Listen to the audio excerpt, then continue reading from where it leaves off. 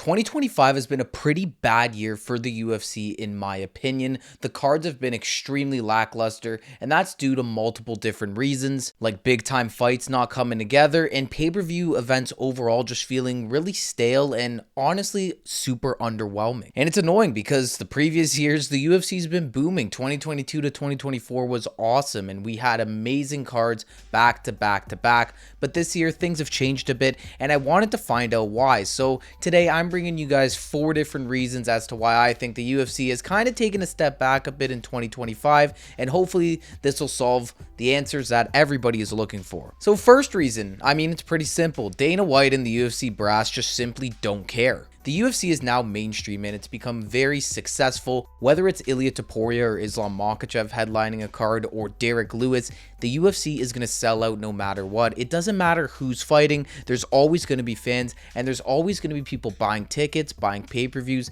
and tuning in to watch. Which is a great thing, don't get me wrong, but that means that the UFC themselves aren't going to really care who's fighting. At the end of the day, their pockets are going to get filled, they're going to sell out shows, and they're going to make a shit ton of money, so it doesn't matter to them. If anything, they'd rather have the no-name or lesser-name guys fight because they have to pay them less as well. Reason number 2, the TV deal. Yes, the TV deal that everybody seems to be talking about. Of course, the UFC's contract with ESPN is done at the end of the year, and there's a lot of discussion as to who the next broadcasting partner may be, and if they're going to switch up their model and specifically their pay-per-view model, which they might, because the rumored broadcaster is supposed to be Netflix. Now, why does this have anything to do with how fights are being put on? Well, I mean, the UFC, to sell to a broadcasting company, is going to want to sell it as what it is, the UFC, but they're going to want to sell a massive fight attached to it. They're going to, like an Islam Makhachev versus an Ilia Topuria,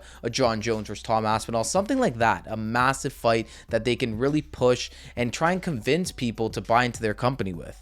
Not to mention, a lot of the company's focus is going to be on that because that's obviously very important. You need to kind of know who you're going to be broadcasting with over the next few years. And I like the Netflix option because I think, number 1, there's a bigger reach on Netflix. And number 2, we're probably going to finally scrap the pay-per-view model. People aren't going to have to pay $80 to watch a show.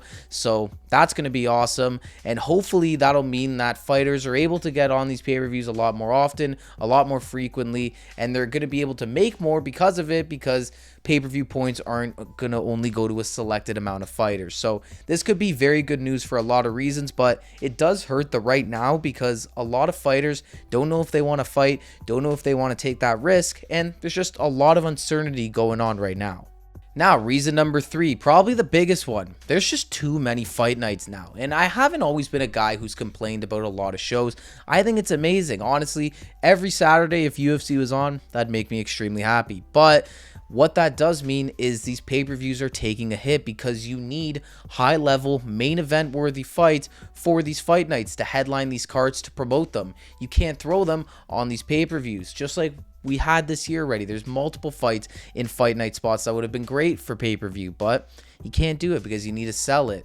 Like Khalil Roundtree, Jamal Hill, that would be a sick pay-per-view fight. Can't do it. You need a headliner. Joaquin Buckley, Kamaru Usman. Can't do it. You need a headliner.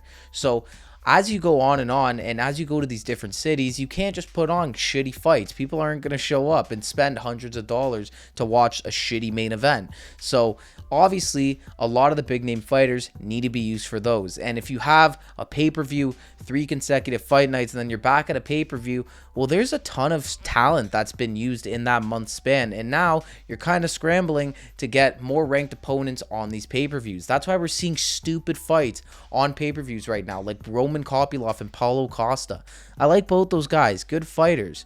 How the hell is that a co-main event to Dustin Poirier's retirement fight in 2025? Like, that's absolutely ridiculous, and that's why you see fights like Daniel Zellhuber and Michael Johnson on the main card as well. I'm kind of picking on the most recent pay-per-view because that's the one I remember the most, but you get what I mean. Like, we're having to sacrifice main card spots on these pay-per-views for these unranked opponents that are not very interesting because we need to allocate for the fight nights. So I think the UFC should tone the shows back a little bit. Honestly, just scrap the Apex entirely. Stop putting on fights there.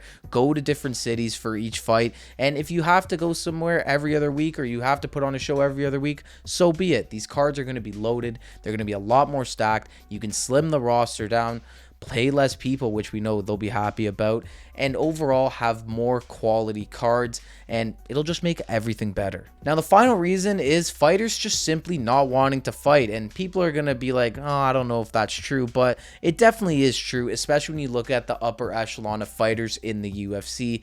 These dudes don't want to fight, man. They want to fight once to twice a year.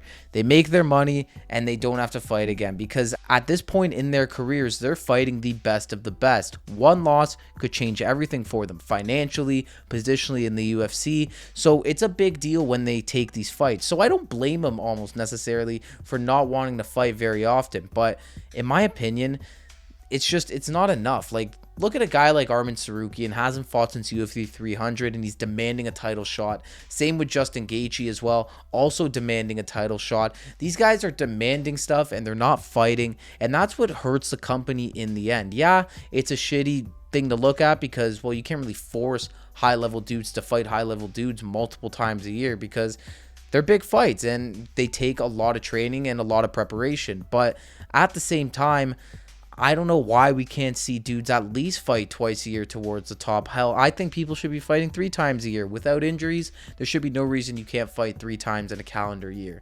I think people are very hesitant now. They're worried about their positioning in the rankings, which I don't know why, considering the rankings have proven time and time again they don't mean shit. Just because you're number 1 doesn't mean you're getting a title shot. You can be number 8 and get a title shot. It's all about being in the right place at the right time. That's how title shots work in the UFC. It's been like that for a long time. So I'm not too sure why people are very worried about that. But yeah, fighters not wanting to fight hurts the company, and it's going to hurt the cards as well. So there you guys have it. Those are 4 reasons that I believe the UFC pay-per-views have been lacking in 2025. We really need a strong end of year here. The pay-per-views just haven't been good. The next one does look pretty good. UFC 319, Dricus and Hamzat. That looks like a fun card. So hopefully that's good. Hopefully October, November, December, we can get some banger pay-per-views to close out the year and to save 2025, because honestly, there's been some pretty shit cards. Thank you all for watching this video. Be sure to like and subscribe if you haven't already, and check out more videos just like this one on the channel. I'll see you all in the next one.